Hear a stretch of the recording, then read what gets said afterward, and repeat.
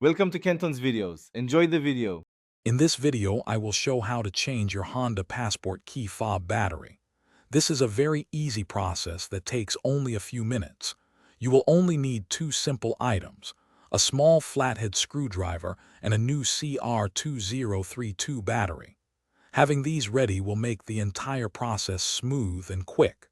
Let's get started with the first step of opening your key fob. To begin, locate the small release button on the side of your key fob and press it to slide out the physical key. This reveals a small slot where you will insert your flathead screwdriver. Gently twist the screwdriver to pry open the two halves of the key fob casing. Be careful not to apply too much force, as the plastic can be delicate. The casing should separate with minimal effort. Once the key fob is open, you will see the small, round CR2032 battery. Gently pry out the old battery using your screwdriver, being mindful of its orientation. The positive side, usually marked with a plus sign, typically faces upwards.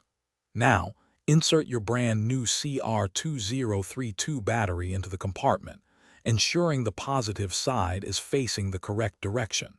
It should fit snugly. With the new battery in place, carefully align the two halves of the key fob casing. Press them firmly together until you hear a satisfying click, indicating they are securely closed. Next, slide the physical key back into its designated slot until it locks into position.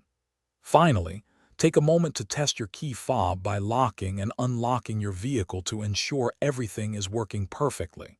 You have successfully replaced your battery. Thanks for watching. Consider subscribing if we helped you.